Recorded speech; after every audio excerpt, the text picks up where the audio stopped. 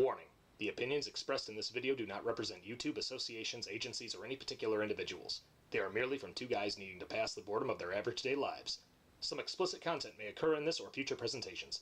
Viewer discretion may be advised, but ignored if you're into that thing.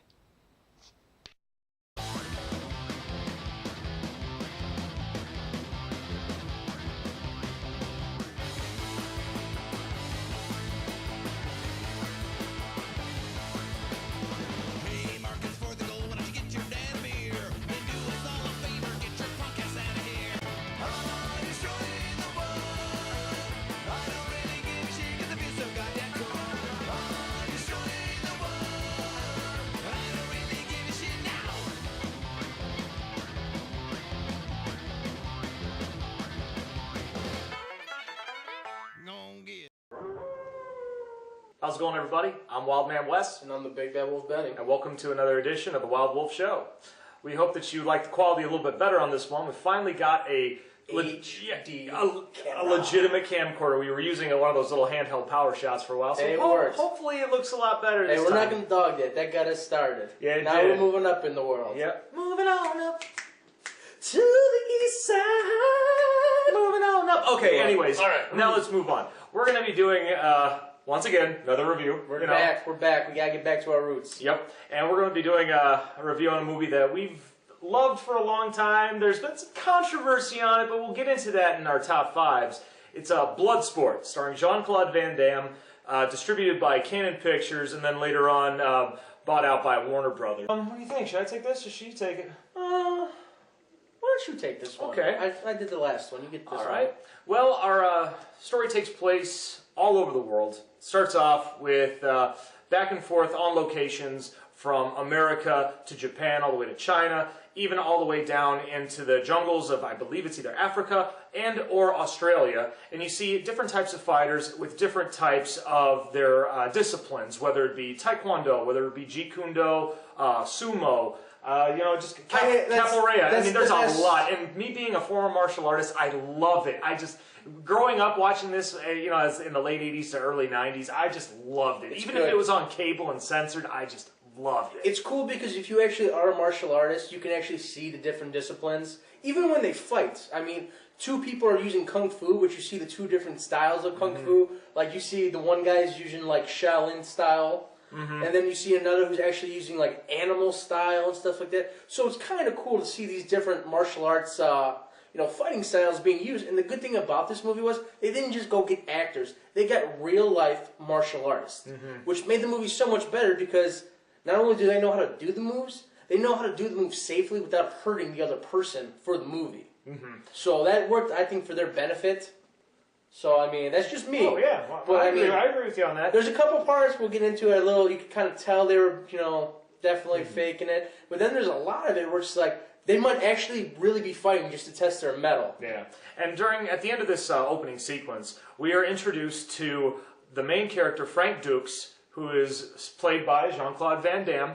And he's in the military, and he's just about to go take some furlough. And as he's about to take the furlough, his commanding officers are kind of aware with his martial arts background and wanting to basically perform or actually compete in the Kumite, or the big Bloodsport tournament that's the movie's based on. He's being kind of scolded, saying, you're not going to be doing this, are you? And he's like, well, I'll tell the commanding officer what I'm about to do after I go take a shower. Well, the guy that's the MP that's kind of watching over him, is wondering why it's taking so long, and then he realizes, Jean-Claude Van Damme gave him the old switcheroo, and, bye-bye. So while this is going on, Frank Dukes goes to his former master's house to get his blessing and let him know he's going to be competing in the Kumite. And as this is going on, you see, once again, a montage of what happened before he had actually been trained by his Shidoshi. And you see, as a little kid, he goes in and with his little buddies to look through his house, and they find a sword, and they're going to try to take something. And before they can take anything, they hear a noise. His two friends leave. He goes and tries to pick up a katana sword that was dropped on the ground, and as this is going on, his Shidoshi, or Senzo Tanaka, comes out with his young son, and his son knocks him out, and then they pick him up and try to tell him, you got to earn a katana sword if you're gonna have it. And then Senzo Tanaka realizes that Frank Dukes actually has a fighting spirit because he doesn't flinch when the front of his head is cut off by the katana sword. So in efforts to not call the cops and make amends, Frank Dukes decides to become a training buddy to his son to, complete some training. Pretty much have like a practice dummy that he can test these moves out on so that his son can see, yeah, if you do this, this is how much pain they're going to be. And that's pretty much what he was brought into. Well, after that, you kind of go through a little montage of Frank getting his ass kicked. And then you go to a part where he's kind of bitching at Tanaka, like, how come you only train your son and not me? And then Senzo's just like, well, I brought you here just to train my son. Mm-hmm. And then when Senzo's son, let's see, I'm trying to remember. No, it's Shingo. Or Shingo. Shingo is being bullied at school, and Frank comes in and saves the day. And then it fast forwards to probably a few years prior to the Kumite. Yeah, it's probably like 10 years. Shingo passes away or gets killed during a war. And Tanaka decides he wants to stop training altogether. And Frank convinces him to keep training so he can honor him when the next Kumite come, in Kowloon, where, the narrow corridors where the buses don't run. And then they show, once again, another montage of a little more training of how he comes to be where he is today. Cool thing I like those too, they never really kind of say what Frank's style is, but you do know it's actually ninjutsu. So I always kind of like that. They really didn't show a lot of weapons training, which is fine, because, you don't need weapons to train. But just with ninjas, they're mostly associated with certain things. Weapons being one of them, and, stealth. But it was kind of cool to see more of their combat techniques because, they have them practicing, Shidoshi's like sitting on the ground Indian style, and here comes, Frank at him, and he takes him down. Like, it's like, all right, so he's in a prone position showing you how that even though you're in a dire position. And more and more when the training happens, the better Frank gets. He gets so great to the point where he can actually do things and perform self-defense being blindfolded. Now that's pretty cool. In my opinion, that's classic ninjutsu, though. Think about it. You're fighting in the shadows. You have to be able to train your body. So you use your hearing, so you can hear where they're coming.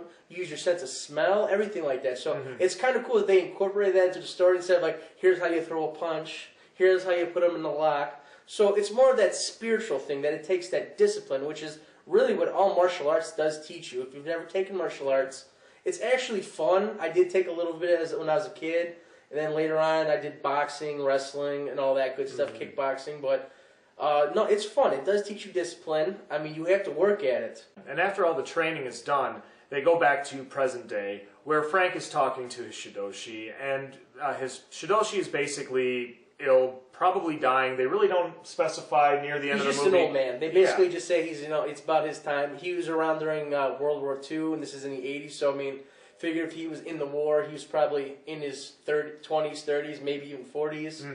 And then figure in the 80s, he's probably in his 80s. Yeah.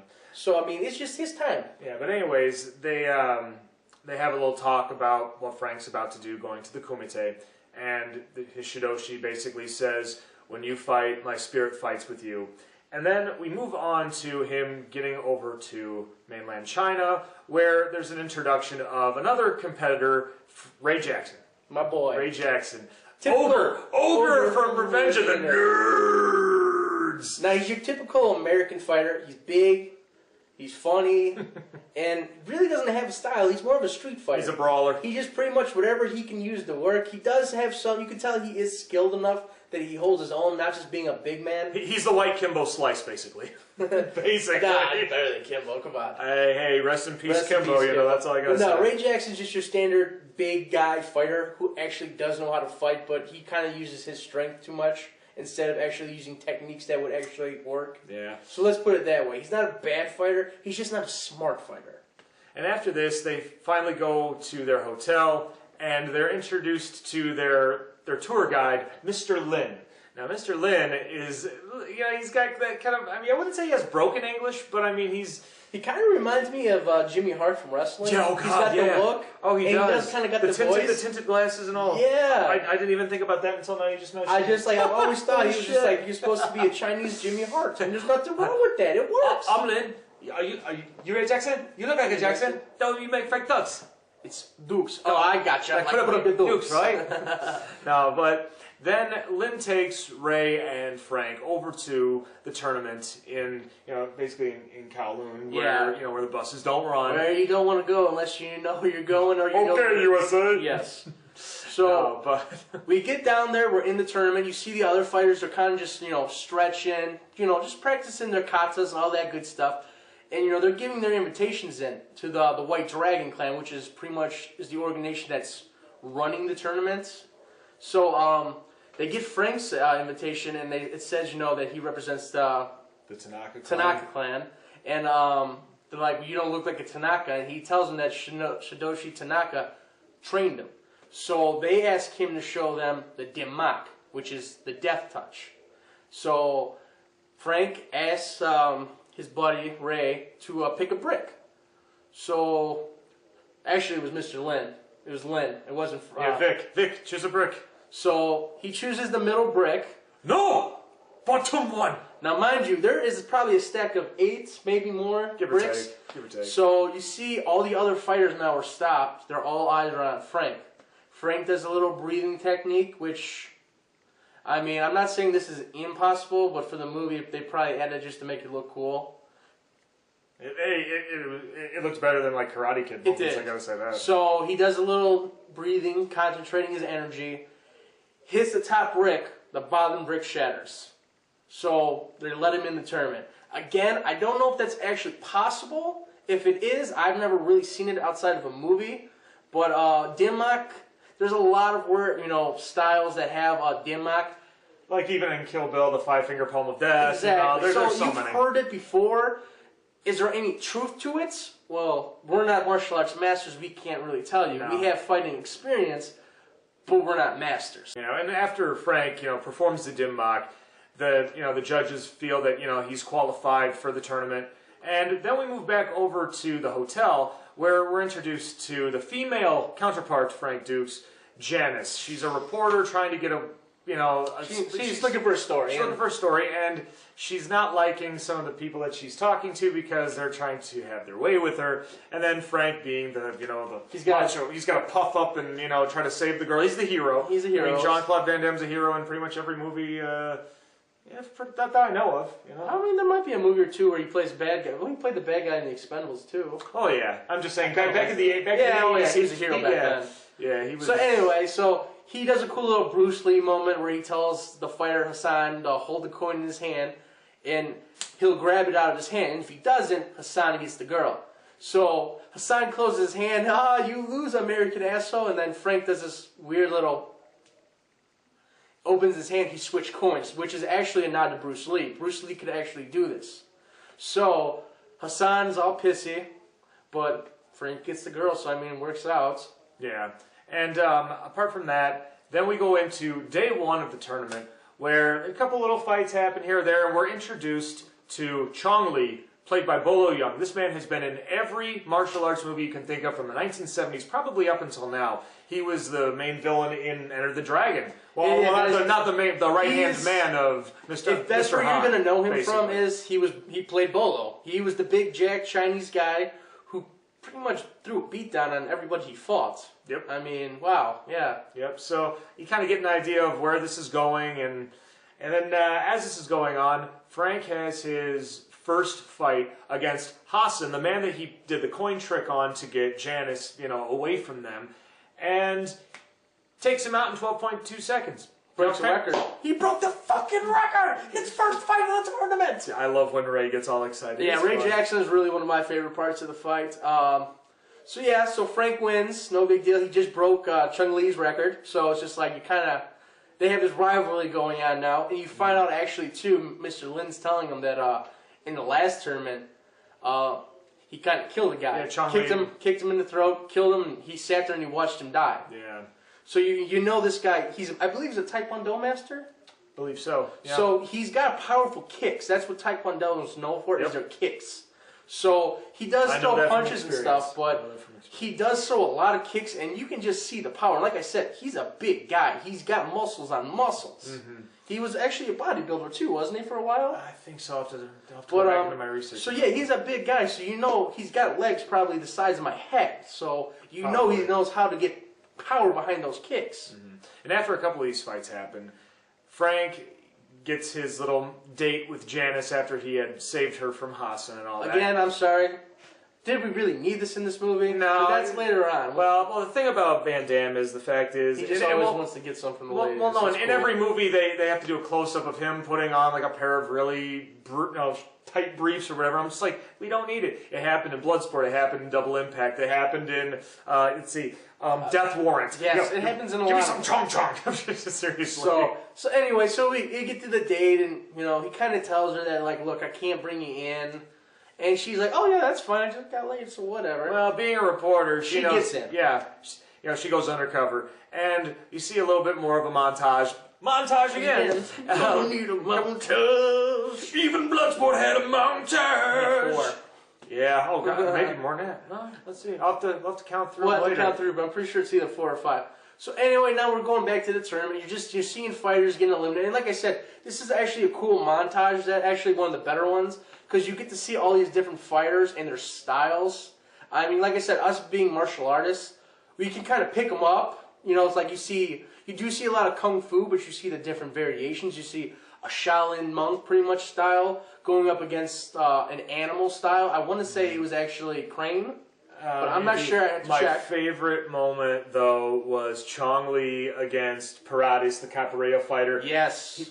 When he's about to beat Paradis in the fight, he picks him up and then just takes his foot and just cracks him right in the shin. And they show a close-up of the guy's shin. Oh, you see the bone break through the skin. Whether it was special effects or not, it was good. It actually looks good. It proved a point. Paradise is badass. He doesn't scream or not. He does a lot of he makes a weird ass face, but I mean, who wouldn't? Yeah, so you just kind of see, too, by the way, we should have told you earlier, there's 3 ways to win a fight. Knock somebody out, throw them out of the ring, or you make them say mate, which is like saying uncle.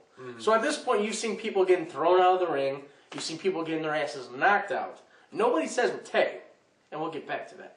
Yeah. So anyway, the fights are going on. Now we have to move on to the fight that we hate the most. I mean, not because, it's bad. It's just we don't like what happens. Ray Jackson versus Chong Li. Now, mind you, too, Jackson, after he won his first fight, he kind of got a nice little roundhouse to the face and busted his nose open. And then he grabbed this short little guy and just hammer punched him. And you actually see a hammer punch what it's supposed to do. Breaks this guy's nose and knocks him out unconscious. Oh, yeah. And then he pretty much calls out Chong Li. He's like, I'm going to kill you, man. So they have this whole little thing going on. Done that.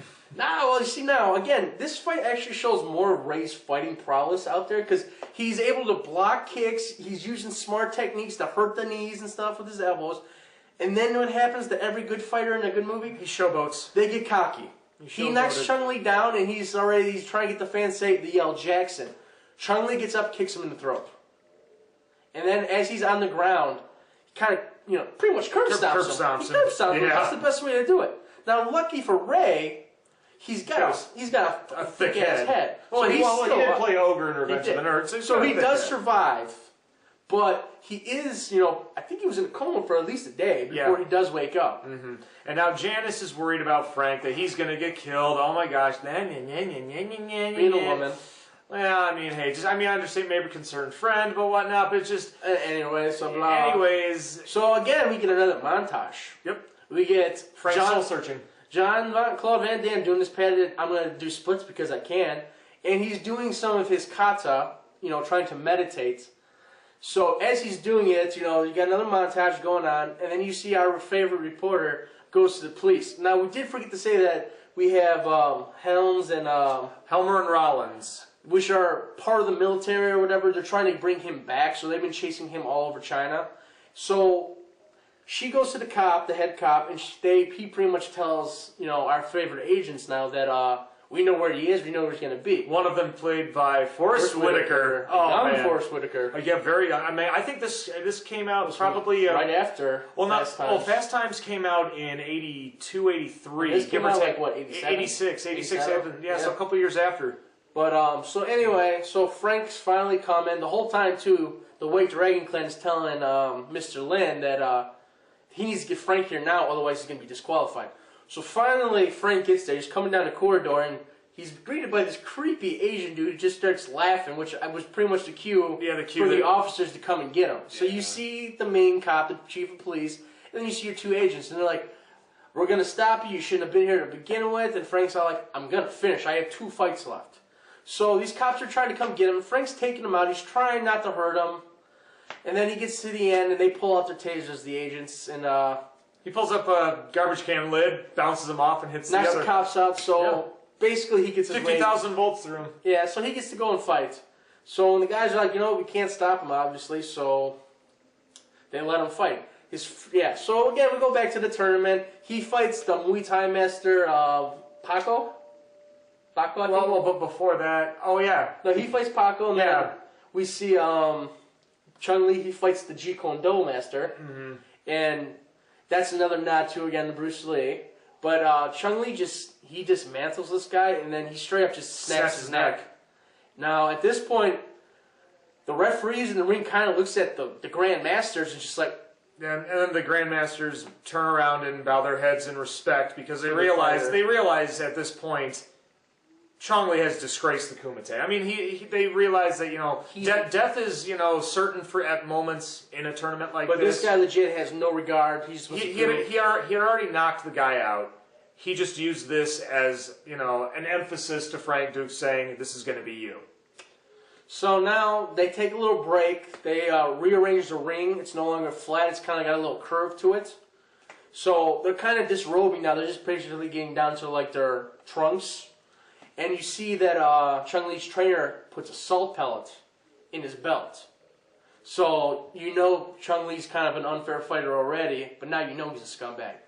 So they get in there, and Frank's kicking his ass. Frank knows at this point, he's got a weak gut, so that's where he's attacking.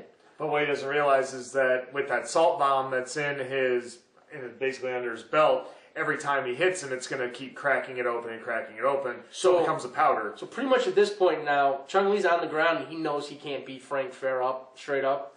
So, again, he takes the pellet, crushes in his hand, and just kind of like, does a move like he's getting in the stance, and the salt gets in his eyes, and Frank can kind of see, but it's starting to go blurry.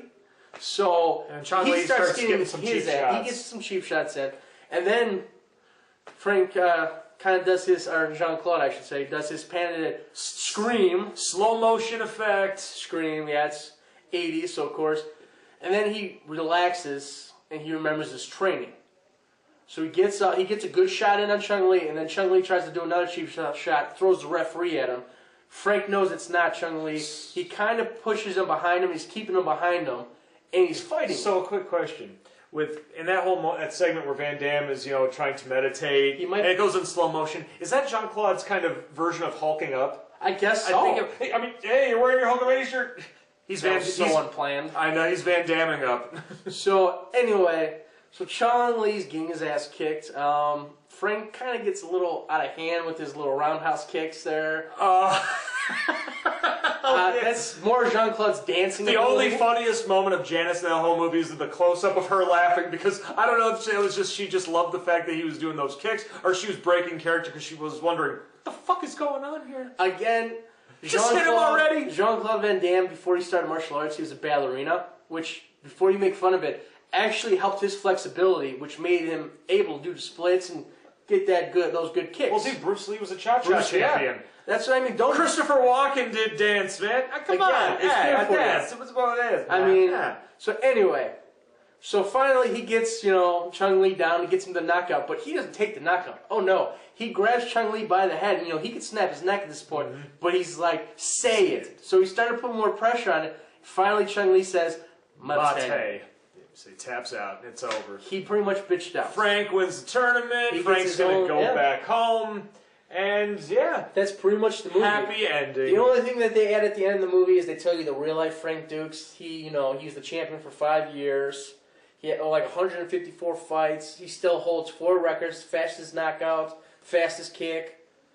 And just 2 more, I can't remember them. Now, again, we go back to, we'll get to it in our top 5, good and bad. But that's pretty much the basis of the movie. Like we said, it's just pretty much Mortal Kombat minus the world's gonna end. Well, and plus Mortal Kombat was kind of, derived from Bloodsport. Exactly. So, that being said, we hope you've enjoyed our review of Bloodsport, but we're not done now. We still have our top 5 good and bad of Bloodsport. So, I say we just go into the bad, because the thing was, there wasn't a whole lot. Nitpicking, guys. Yeah, it was a nitpicking. It was nitpicking.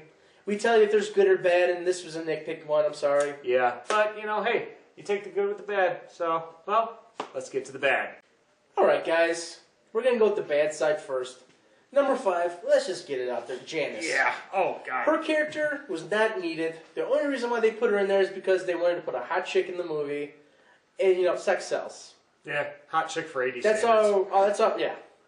That's all we're going to say about that is she adds nothing to the story. All she does is like, I don't want you guys to fight. It's like a cockfight. It's like, they're warriors. That's what they do. She was very annoying in the situation. It's just like, I get it. Like, you're trying to protect your friends, but at the same time, they're choosing to do this. They're grown men. Her performance just slowed down the movie for me. And then, like I said, the worst part had to be, like you said, was just her laugh. Like, it's a full body. It was terrible. Yeah.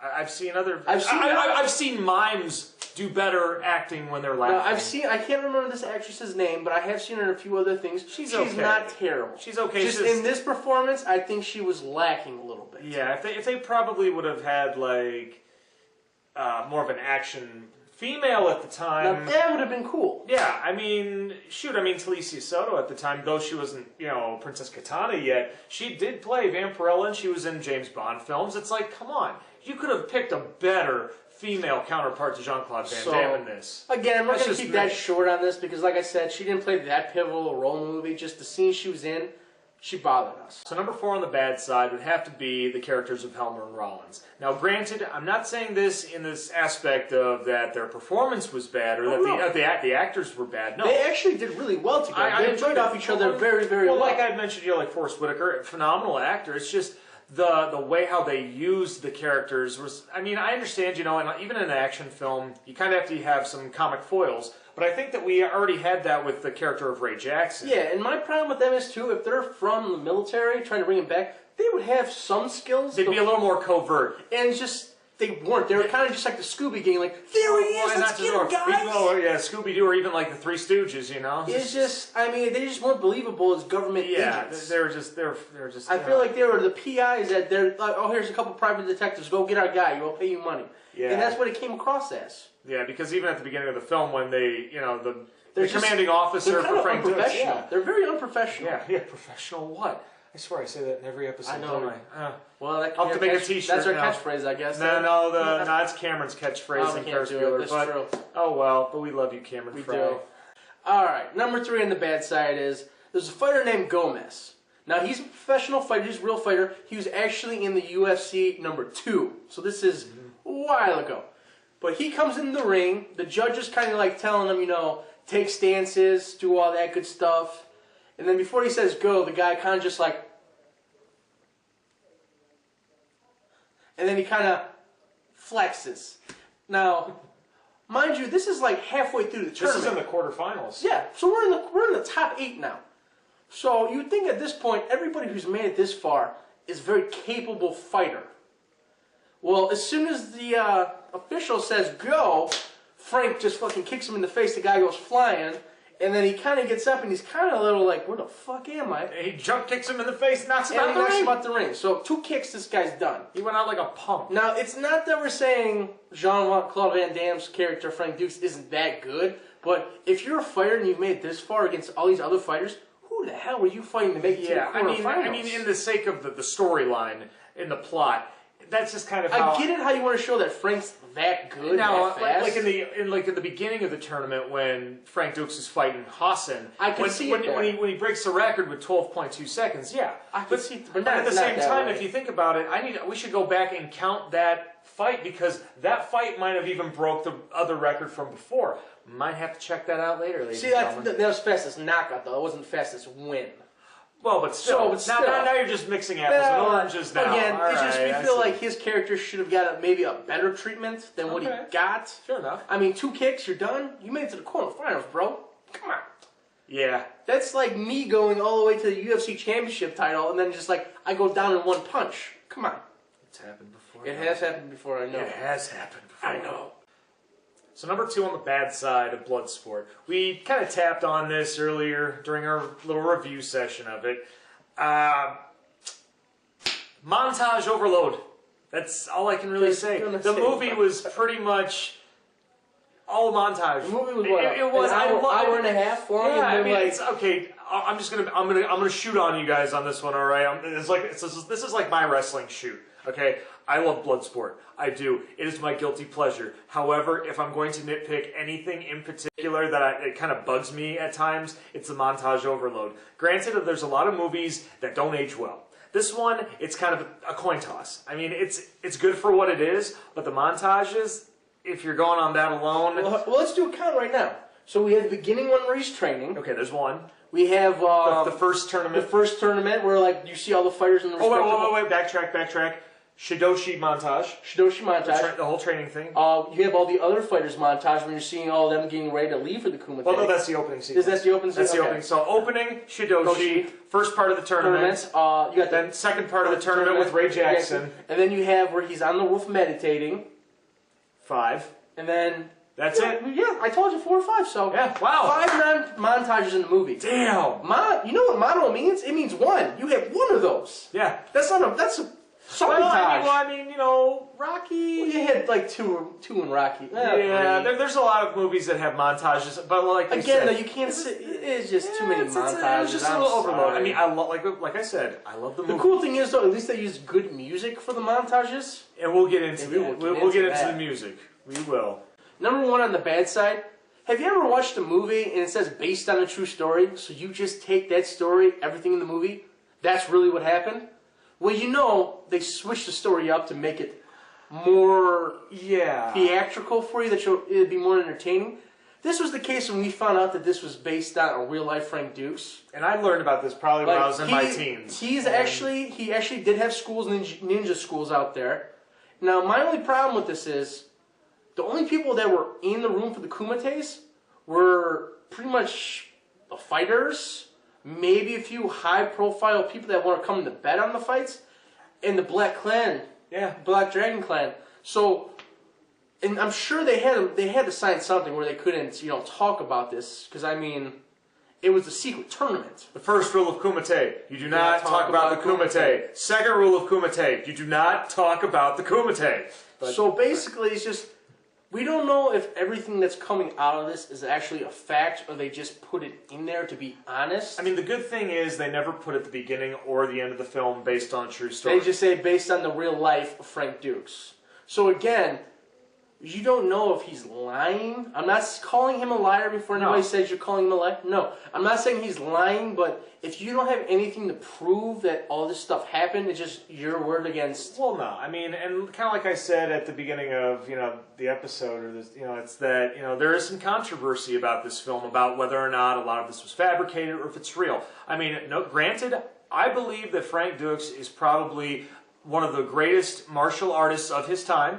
And he's probably trained a hell of a lot of people that are up in the ranks in whatever fighting, system that they're in. All we're just trying to say is you can't take this at face value. Yeah, I mean, the only people that are really going to tell you the truth about it is Frank Dukes, maybe the Black Dragon Clan, if they're even going to break silence on that. Which you know they won't. They're an ancient society, so they're kind of set in their ways. And the fact is, about Frank Dukes kind of breaking silence on that kind of breaks the no-no, and it kind of takes away the because again the mystery of the nobody's going to step up because they don't want they don't want to get in trouble for stepping up and talking about it. So again, he might have made himself look more like a Superman when really he was maybe like a Captain America. Maybe. But so again, there's nothing wrong with that for the story's purpose, for the movie's purpose, because the movie makes it great then. We're just saying you can't believe everything just because they say it's based on a true story. They say Texas Chainsaw Massacre is based on a true story. It's based off of Ed Gein. It's based off of Ed Gein. But he didn't he didn't kill people like that. He did have shit made out of human people shit, but hey. Yeah, I mean, like we're saying, we're not bastardizing the career of Frank Dukes. I mean, we've always glorified it as kids, thinking like, I want to be Frank Dukes, I want to be in the Kumite. But, at the same time, you never really hear about the Kumite, really, obviously, because it's all hush-hush behind closed doors. And that's what we like. We like the mystery of it, and somehow this movie, as much as we love it, and then find out more, research about the person. Let's put it this way. Yeah, so you see an animal outside, you think it's a Sasquatch, and that's your coolest story ever. The next night it happens again. You have a flashlight, you put a light on it. It's just this hairy old dude. So you kind of, you know what I mean? It takes the mystery away for it by putting a light on it. It's like chewing fruit stripe gum. Yeah. Just 2 seconds. Aww. So basically, it's just, we like it in the darkness where we can we have to put this stuff together ourselves. We don't want it to be brought to the light where it's only coming from one person, and this kumite has been going on for hundreds of years. Yeah, and like you said, coming out of the darkness, coming through with the light, and bringing the light, we're going to be bringing you the 5 good things about Bloodsport. So number 5 on the good side of Bloodsport would have to be the introduction of Frank Dux and Ray Jackson. And what better way? In front of a video game. And not just any video game, Karate Champ. Now, if you saw our last episode where we went to the Galloping Ghost, you actually saw us do the monologue from this movie. Aren't you a little young for full contact? Aren't you a little old for video games? You want to go at it again, huh? Yeah. So yeah, you get the idea on that one. Yeah, you can tell why that we actually do love this movie, even if we have some things to we had to nitpick. play Karate Champ when we went. Yeah, I mean, and doing that little segment in there, doing the whole Bloodsport bit, that was all impromptu. We didn't even plan that. It just like kind of happened. He said it. I went along with it. We kept it going, and it was funny as hell. Cool thing was too, I won that fight. So Yeah, I know. Frank won that fight. I got you, bro. But Ray Jackson lost, so maybe I was actually acting while I was playing. If I can get a Karate Champ cabinet game, let's get it. Let's get it. We'll prove it wrong. Lord knows it's probably a couple grand. To yeah, play. I know. Well, with the double joysticks, those things are hard to find. We will go back to the Galloping Ghost. But anyways, that's the main reason why we love that scene so much. We had to. It was just funny that our last episode we actually did that. So I think that was a big factor that we wanted to do Bloodsport. Was because of that. Yeah. That and it was the first movie I saw on my shelf when I'm like, what are we gonna do next? And I'm like, oh, we love this movie.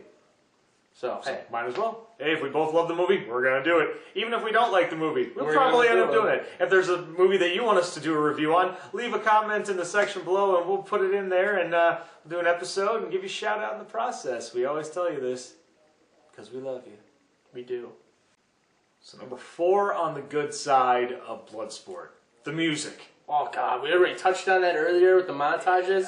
Is it just me, or is any movie from the 80s, whether good or bad, just made better by the music? I mean, every 80s movie, that even if they sucked, if you put some good music in it, it makes the movie 10 times better. Flash Gordon. Yeah. Flash Gordon. Queen doing your whole soundtrack, you know you're golden. Yeah, I mean, like we said, it's like Flash Gordon, not the greatest movie of all time. Do we love it? Oh, yes, Hell we do. Yeah. Why? Because of Queen. That's why. I mean, even like the first Highlander, not number 2, not the Quickening. Nothing happened after the first Highlander, guys. No. That's how we leave that story. Yeah, Highlander. But the first Highlander movie, great. Queen put in there, epic. Truly fucking epic. Damn, Highlander might have to be the next movie we do now. Ooh, I'll have to find that in my collection. That or Flash Gordon, one of those two. Yeah, we've been talking about it. Yeah, we have. All right. We got a couple things that we gotta do. But I mean, you got so many. We had Stan Bush doing songs in this Stan one. Bush, Paul Herzog. I mean, shit. They're the main two that collaborated on this soundtrack. Stan Bush is just awesome. I mean, you got the touch. I was gonna say the Transformers movie, the cartoons from the '80s, like even the Rocky IV. I mean, so many. He just does. He was like perfect for the movies in the '80s. Like he had the best shit. Yes. So Stan Bush, we salute you. Number 3 on the good side is our favorite little Asian Jimmy Hart lookalike, Mr. Lin. Yeah. Oh man, he just has some funny catchphrases. I mean, he says some funny shit. But the cool thing is too, he actually kind of cares about his fighters. You can tell because he knows his guy Frank has a chance to go, so he's trying to buy as much time as he can so Frank can get there to fight. Because he knows Frank can win. I love during the tournaments they'll show the close up of Ray, Frank, and Lynn in the background, and while people are fighting, he's like. He looks like any of us that like if we were ever watching as kids watching professional wrestling. Oh yeah. We're like, come on, get the what are you doing? Yeah. So Mr. Lin, it's like me even to this day watching UFC. I'm like that. See, now we had a hard decision. It was either Mr. Lin or Jackson. We chose Mr. Lin because Jackson is supposed to be funny.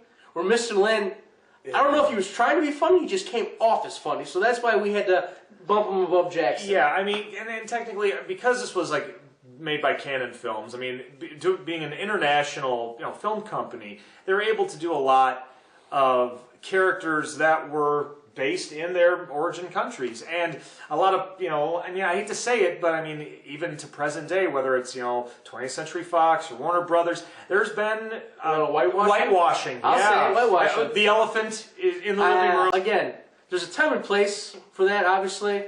Actually, I'm lying. There's no time and place for that. Leave the characters the way they are. Yeah. One of my biggest concerns as of late was Doctor Strange.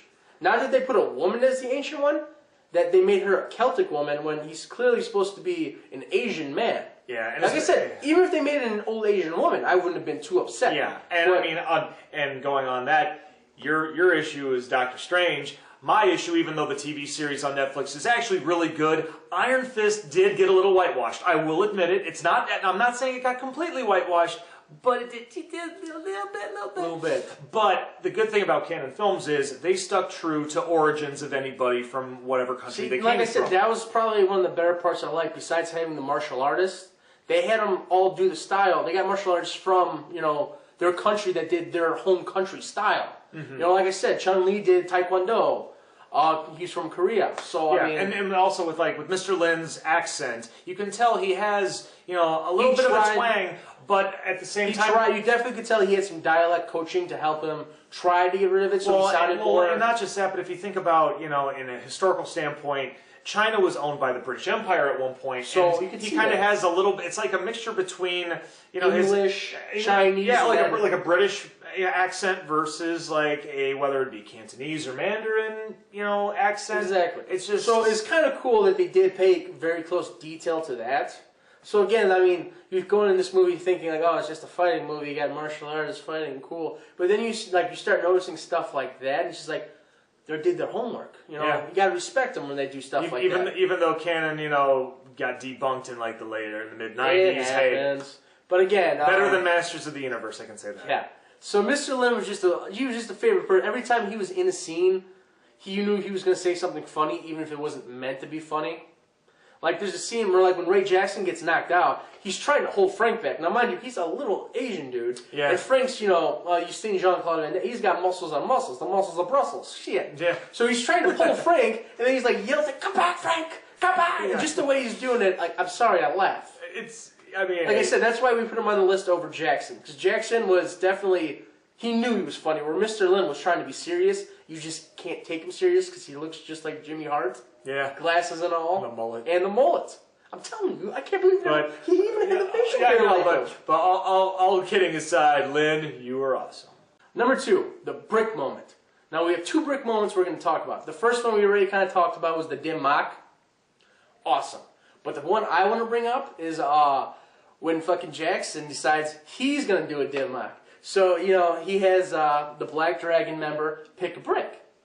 So he's like, I know, the bottom one, right? So it's only a stack of 3 bricks. So Ray breaks the first 2 bricks, pulls out the 3rd brick, and he's like, look, not a scratch on it. Now the judge looks at him, he's like, not dim mak, neither is this, and proceeds to smash it over his head. He gives for you. So it's kind of like a little humor just to show you that. Ray, let's hope we don't butt heads. So anyway, it just goes to show you that Ray is a capable fighter. He can actually do brick breaks. Most fighters, I can't do a brick break. And I mean, I'm not a weak, small guy, but it takes discipline. You got to know where to hit it, how to hit it. The sweet spot. So Ray does know that. So you can tell he does have training. He's nowhere near the level of training like Frank, obviously being able to do the dim mak, but he's got a hard-ass head. He broke a brick with his head. I mean, and he was okay. Yeah. So it's just a little funny scene that we happen to like because it's kind of a throwback to, the first one. So it just makes the list just because, it's a Jackson moment and we needed a Jackson moment. Yes, we needed it. Yeah, because with Lin being on the list, we had to put Jackson in there somewhere. So this way we kind of incorporated both the dim maks. So, all right, there's one more to go. So we're going to get right on to it. Ooh. Number 1 on the good side of Bloodsport. Fight choreography. Oh my lord. I mean, we've used this a lot in a couple of our different reviews on action movies, whether it's good or whether it's bad. I would say this one was the template for any type of martial arts film. I mean, other than Enter the Dragon or anything by Bruce Lee. Apart from that, this one was the basis from every action film from the 80s on up until today. It's so good because, we told you earlier, they didn't just go get actors to play these martial arts. They had martial artists playing these martial arts. Yeah. Now, these guys practice so much that they can stop a kick right, inches from your face. That's called discipline. They all have this. And when you're also a martial artist as well as a stunt man, you're golden. You're golden. So these guys knew what the hell they were doing. So I'm sure there was a couple of them who actually did just go out there and start fighting for real just to see who's the better fighter. I'm not saying it didn't happen. They might have kept it in the film. They might not have. But you could definitely see just like how good these guys were. And again, one of my favorite parts was seeing all these different disciplines. I mean, you have... it was like a monkey style from Africa that the one little dude used. I love him. He wasn't the biggest guy. You had sumo. You had sumo. Capoeira. You had Hapkido. You had a lot. You had a lot. You had Aikido, Judo. I mean, you had a lot of good different fighting styles. Karate. I mean, ninjutsu. Anything you can think of, I'm sure you can find it somewhere. Muay Thai. And granted, during the fight choreography, there are moments where it obviously looked a little bit hokey, but I mean... I think the only one I can really think of was during the Muay Thai fight, where the guy... Paco versus the Shotokan, I think it was. Yeah. He's doing padded, Muay Thai's known for knees and elbows, and he's got the guy's head, and he's just taking his knee and smashing it. And obviously... And the only bad thing you notice is you can see how far it is if, you kind of look for it. And you can kind of see the guy's head reacting just slightly too slow. But back then, even in the 80s, with special effects as well as, fight choreography put in together, obviously, when somebody's going to throw a knee into somebody's face... You have to be careful. Yeah, because... your knee is like one of your hardest places on your body to get hit with. Yeah. So I mean, I think the only thing harder is your heel. Yeah, I mean, something like that. Heel or elbow, I mean, they're tough. So Ray Jackson's head. Ray Jackson, you gotta watch out for Ray Jackson. Yeah, but other than that, I would say pretty much all the fight choreography. I mean, yeah. Like I said, you could definitely see when certain styles, like if there was a couple of kung fu guys fighting a couple of kung fu guys, you could see them. It looks more like a dance than it did a fight, because that's just how good they were. Oh, but choreography is a form of a dance. Pretty much. But at the same time, like you could just see as they're flying through the air, throwing kicks, throwing punches, dodging and stuff. It looks like a dance. I mean, you don't want to say it's over choreographed, but it's good. Like, my lord. It's amazing. Yeah. So, I mean, it's good. That's exactly how my face was as a kid watching this martial arts stuff, back in the 80s. This is how most of us got started in martial arts, is we see this like, I want to do that. Yeah. So, I mean, this is one of the big movies that I saw as a kid growing up, where I'm just like, I could do that. Yeah. I could. So, anyway, guys, we want to thank you for tuning in. As always, like, comment, subscribe, and share. And other than that, I'm Wildman Wes. I'm the Big Bad Wolf Benny. Thank you for watching, and we'll see you next time at Game Central Station at the Casa del West on the Wild Wolf Show. We're going to play some video games, and you're going to watch. See you soon. Bye-bye.